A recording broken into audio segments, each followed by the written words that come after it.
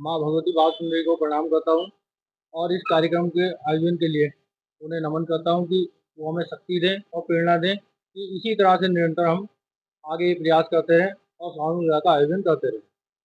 इसमें इस बार हम 31 कन्याओं का विवाह कराने जा रहे हैं। ये 2015 से हमारे स्वर्गीय पिताजी स्वर्गीय श्री बाबूराम जी ने इसका आयोजन किया था, जो लगातार उनके बाद भी होता चला आ रहा है और बड़े धूमधाम से इसका आयोजन होता है। इसका जब हम रजिस्ट्रेशन करते हैं तो उसके लिए वर की उम्र 21 साल और वधू की उम्र 18 साल होती है और उनका रजिस्ट्रेशन करने के बाद में फिर हम उनके घर पर भी जाते हैं, सारे पेपरों की जांच करते हैं।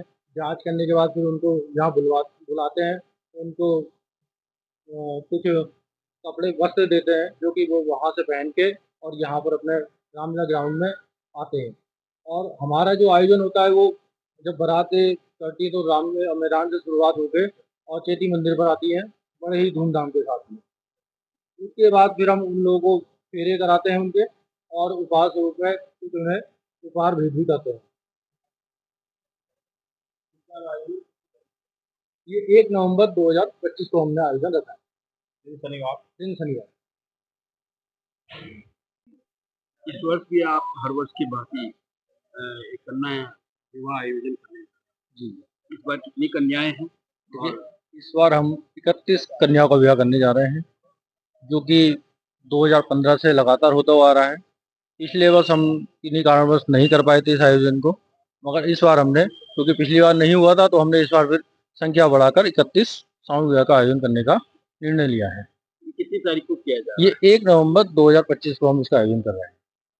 जो वर वधू होते हैं उनका क्राइटेरिया क्या है? किस तरीके से आप उनको वर वधू की कैटेगरी में लेके आते हैं? नहीं देखिए, कैटेगरी तो हम नहीं कह सकते, मगर ये वो सब वो आर्थिक संपन्नता हाँ, किस प्रकार आते जो हैं जो और क्या उम्र का वो दायरा है? उम्र तो वधू की उम्र होती है 18 साल और वधू की उम्र होती है 21 साल। तो इसमें हम लोग उन परिवार को देखते हैं जो अपने बच्चों की शादियाँ करने में सक्षम नहीं होते, उनको हम बुलाते हैं, वो लोग हमारे पास में आते हैं और हम उनको शादी के लिए आयोजन करते हैं उनका।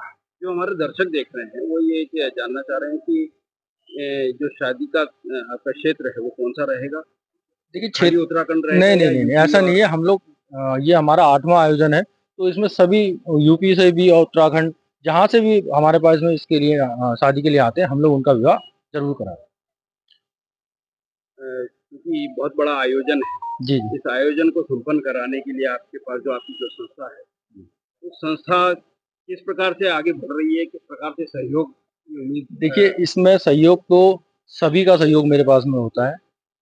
आप पत्रकार बंधु का भी और क्षेत्रवासियों का भी, जो भी यहाँ पर आता है वो कुछ ना कुछ सहयोग देके जाता है, तो मुझे उससे बड़ी प्रेरणा मिलती है और मैं यही चाहता हूँ कि समस्त क्षेत्रवासी और आप लोग भी और सब मिलजुल कर इस आयोजन को बढ़ाएं। मेरे लिए यही बहुत उत्सुकता होगी।